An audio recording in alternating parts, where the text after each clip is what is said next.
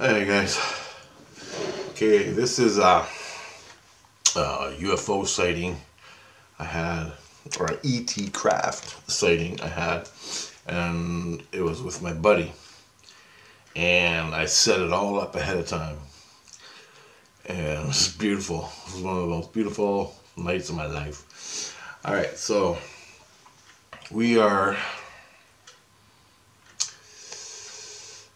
this is around 2001, 2002. I can't remember the year, but it was summer. It was probably July, August. Perseids meteor shower.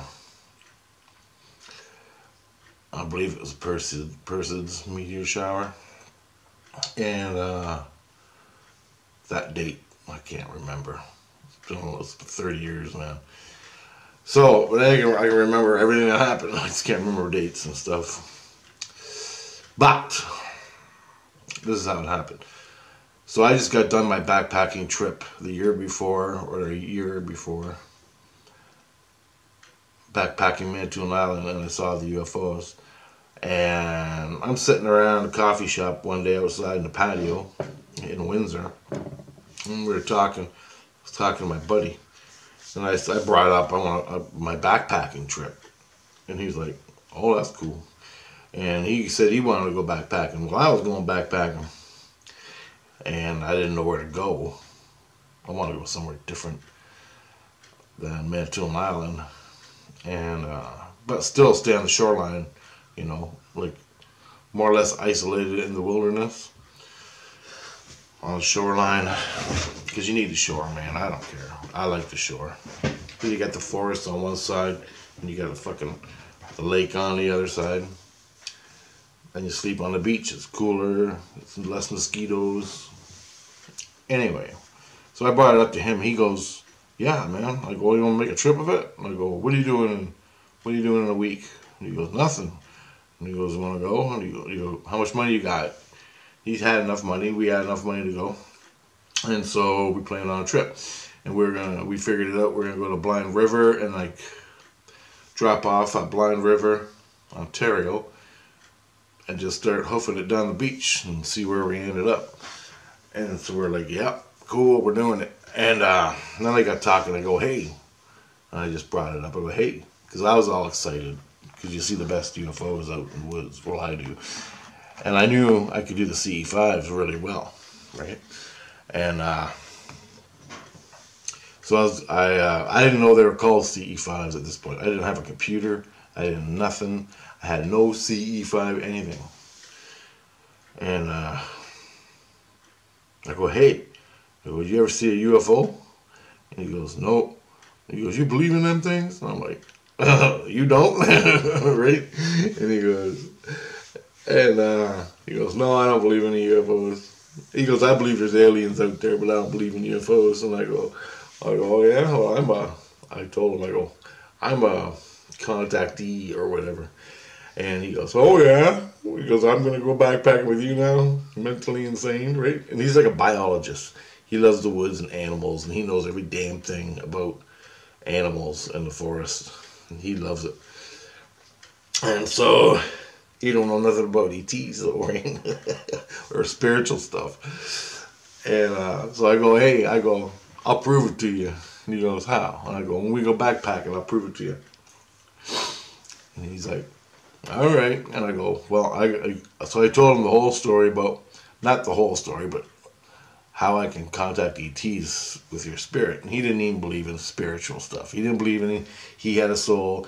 He didn't believe he had spirit or any of that stuff. He didn't know any of it. And I already learned how to communicate with the ETs, with your inner light. And he's like, "All right then." So I go, "Well, listen," I go, "they're gonna come check you out first. So I'll go home tonight and I'll tell the ETs we're going to Blind River, and I'm telling them I'm gonna go with you, and it's really important, and they're gonna come and check you out before we go to make sure you're not insane." He goes, "What do you mean?" I go, "Well, if they show themselves to you and you knife me in the middle of the night because you go nuts and can't deal with it, they ain't going to show themselves to you. So I have, you know, they're going to do it anyway, and I want to set it up. So, anyway, we decided, and he said, okay, so I went home, I meditated, I hooked up to the ET, and I gave him a picture, and I visualized my mind where we were on a map, Blind River. I said, in 1 week, we're going to Blind River for 2 weeks, and I just basically gave him the whole trip. And could we see your craft at night sometime when we're up there? And we were going for 2 weeks. So, or at least a week. Yeah, I think it was a week. A week and a couple of 8 days or something we were going for. And he goes, okay.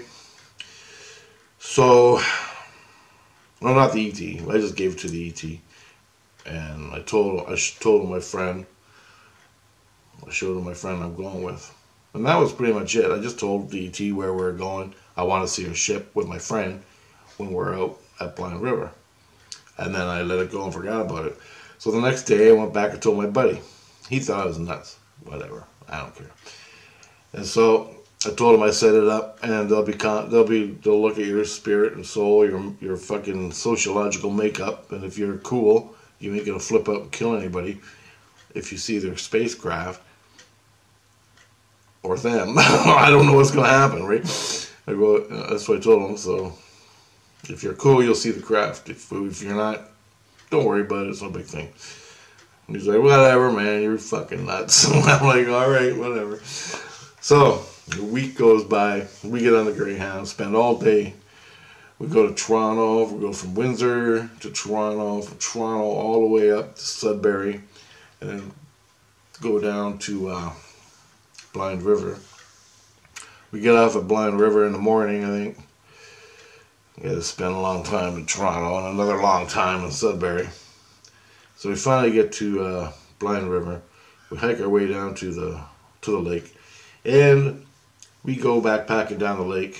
We go for about 2 days east until we ran into this crazy guy with a gun, and he's waving it around. You can't cross my beach, sort of thing. So we turned around and went back to Blind River, thinking maybe we can go. So we get back to Blind River, and we have to cross the Mississauga River, and we wanted to go down through the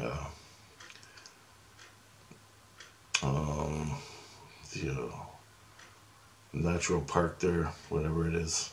There's a big park. I'm gonna Google it and put it up here for you. So we had to get across the river. So we got these fisheries and oceans guys or whatever there. They gave us a ride. They were killing eels. They were putting some kind of eel poison in the water to get rid of this invasive species of eels, and they were breeding. The eels breed in the river. So they went upriver and they're spraying it, and so they're dumping these chemicals in the water that kills the eels, and pretty soon like 10,000 little tiny eels were floating along the river. Anyway, we waved them down. They give us a ride across the river to the island. It was a big island, so we got across, and we found a nice place right there, right on the shore of the river, still on the lake. And we woke up in the morning, one morning, with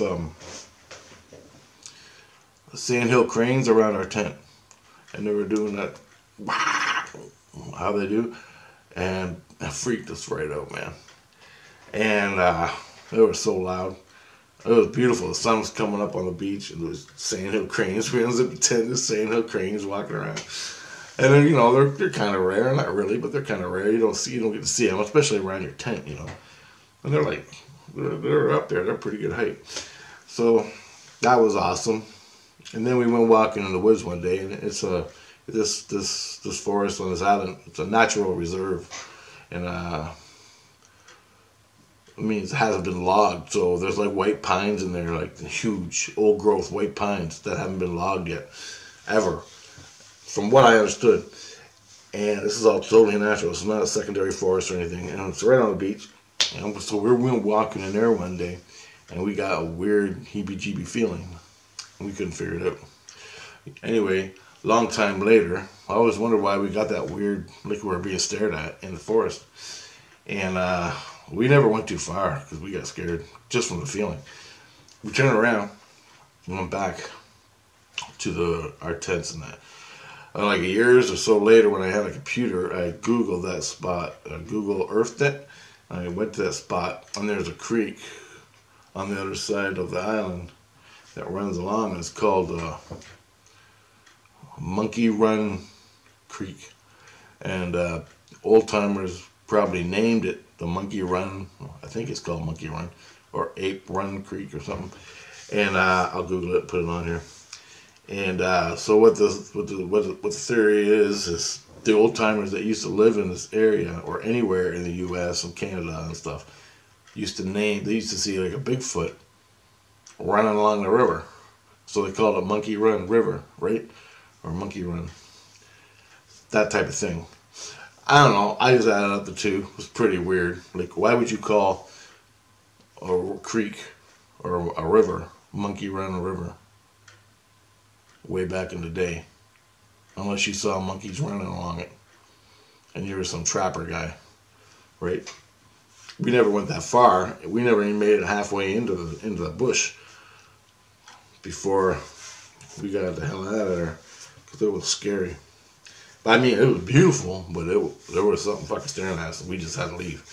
And I go, "Do you feel this?" And he's like, "Yep." And we laughed. I'm like, "Hey, you do have a soul." I'm like, "All right, whatever." So I thought Sasquatch. I thought, fucking, there's a Sasquatch is living in here, right? Because it was just the feel. I don't know. I never saw a damn thing. Never heard nothing. Didn't know nothing about the tree structures and broken trees and tree structures and how it all worked. I didn't know nothing. Not really. But I was into Bigfoot. We had a weird feeling like to get out. Like we were being hunted by it was like we were being stalked by, in my mind, we were in the bush and it felt like there was a hunter stalking us. You know, like that. We got the fuck out of there. But it was a nature preserve. Nature preserve, that's what it was. A nature preserve. So I'm like, you're not supposed to hunt in nature preserves, right? But that don't mean nothing. Anyway, so the second night there was the night. My friend goes, it's Perseids meteor shower tonight. So he goes, I'm going to get some pictures on my camera. So we already knew the f-stop for the cameras and stuff like that and the time length to take the photographs and everything to catch the meteors. And so we ate supper. It's 9:30, 10, and we found this awesome spot. There's a big giant rock right along the side of the Mississauga River and the lake. And we were right there at the corner. And that's where our tents were. So I'll just Google it for you. We're sitting there. All of a sudden, about 11 o'clock, 11:30, 12, we're looking for the meteorites for the shower. Only saw a few. We didn't see a lot. We only saw a few. We turned around. We were facing north, away from the beach. And we were looking because the Aurora Borealis came out, and it was bright. Like, I had never seen the Aurora Borealis ever. So I'm like, wow.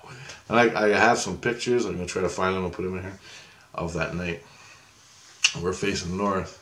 And they were all like shining. And I took a lot of photographs. And as we were sitting there watching that, I started talking about the aliens. I could feel the aliens coming, right? The ETs. The guys, the boys, right? That's what I call them. So we sat there. It was about midnight. And I started talking about my experiences with the aliens, right? And every single experience I had, and how it all worked in my life. And we're just sitting there taking pictures, shooting shit, and had a campfire behind us. And I'm telling them, as I told them, we talked for like 2.5 hours. I told them my experiences. As we're sitting on the beach in Blind River, right? And I tell them all my ET experiences and everything. It was awesome. And then he's all freaked out from the ETs, right? From my stories. And they're all, they're not bad or anything. they're just scary to your brain because you can't deal with it. And stuff like that. You know, all my experiences that are on here so far. Anyway, as we're talking, it's almost 2:30 now, going on 3. We're getting beat. So we get up, we get ready to pack it in, or maybe it was 3 o'clock, around 3, and we're tired because we've been hiking all day in the forest and stuff, and running around taking pictures. And so we got our food, we buried it in the sand down by the water on the beach. And for the bears don't get at it. I went back. I dug a hole. I was burying my food. I'm facing the river and the lake right on the corner. And my buddy's up this little bit and he's burying his food. And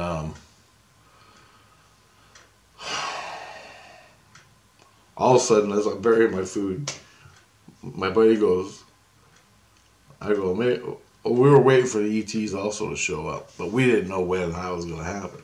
So he's burying the food, and he goes, "Hey, is them the aliens?" I look, I go, "What?" And he goes, "Is that the aliens?" And I look up, and he's pointing over the river is here. Okay, let's just say the river is here, and the lake is here. So I've been right here. I'll draw a Google picture. And I look up and there's a huge white light, huge single ball, like the size of a transport, hovering above the trees and the water, just at the mouth of the lake, of the river, and where the river meets the lake. And there's a huge white ball sitting there. And I'm like, "Yep, them's the boys." And he's like, "Oh shit!" So he comes running over to me and he's like, "Really?" And I go, "Yeah, that's them." And so we sat there looking at it, and as soon as I saw the white light, I hooked up to the white light, which I think they do deliberately, symbolically.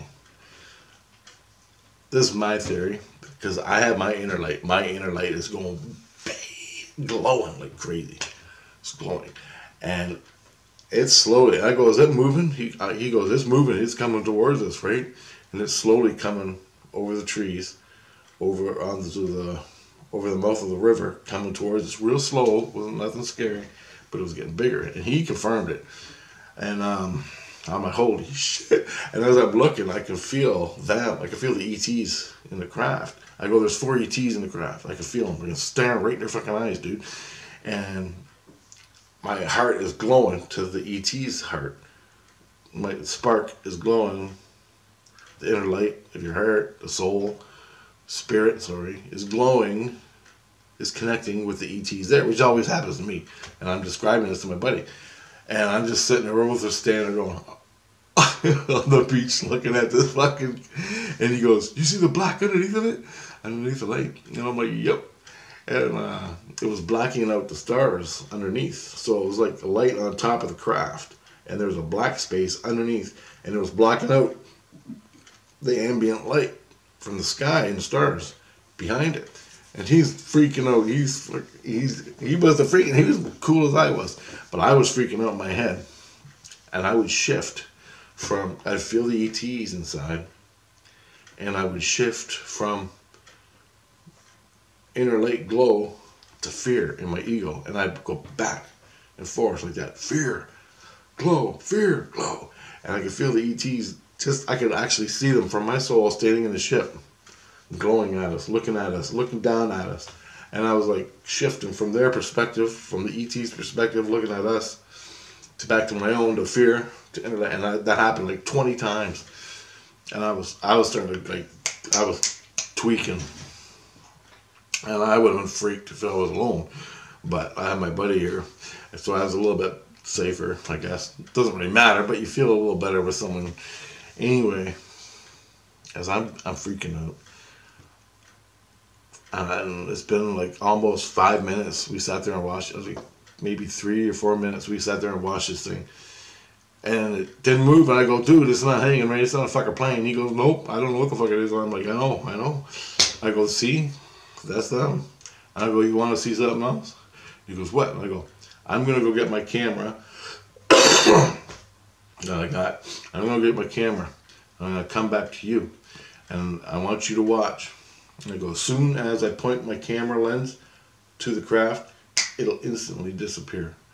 And he goes, really? And I'm like, yep. And he goes, why? And he goes, so they don't want me to take a picture of the spaceship. So watch. So I turn around, run back to my camera bag, grab my camera. Grab my camera. It's a FTB old thing. It's not a digital.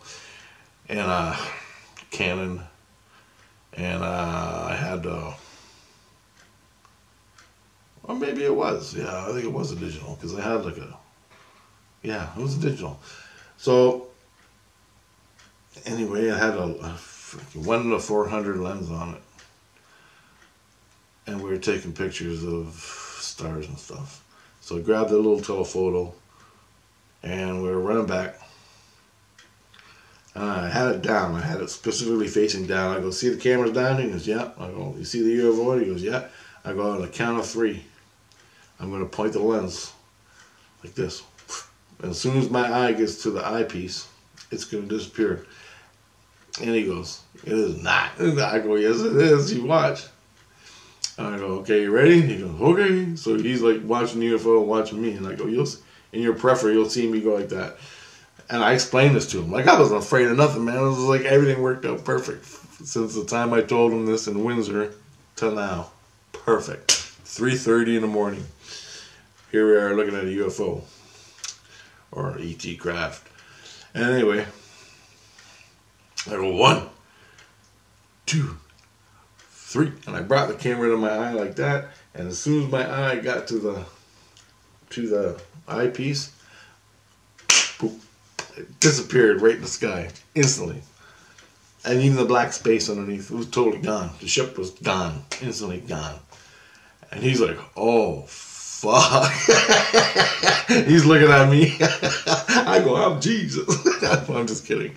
I didn't say that. I go, pretty fucking cool, eh? He's like, oh my God. He's freaking out. He's still standing there. He's looking all around. He don't know what to do. He's looking overhead. And I go, well, that's it. Show's over. And he goes, that's it? And I'm like, yeah, that's it. I go, maybe. For 90% of the time, 99% of the time, they just do this once and that's it. And so I told them, they're still there, but you can't see the craft. They're still there, but you can't see it. He said, what do you mean? And I go, well, it's cloaked, like the Klingons. And he's a Star Trek fan, too. You know how the Klingons can cloak the craft? You can't see it? And he goes, yeah. And I go, well, that's what they're doing right now. He's like, oh, fuck. I go, dude, I told you this. I'm like, thanks so much. I'm like, thanks so much for verifying this shit with me. It means a lot. And he's like, oh, no problem. So we went back and we were packing up our gear and cameras and stuff. And we're getting ready to get in the tent to go to bed because it's like almost 4 o'clock now. And we're sitting around looking in the sky and the meteor shower. And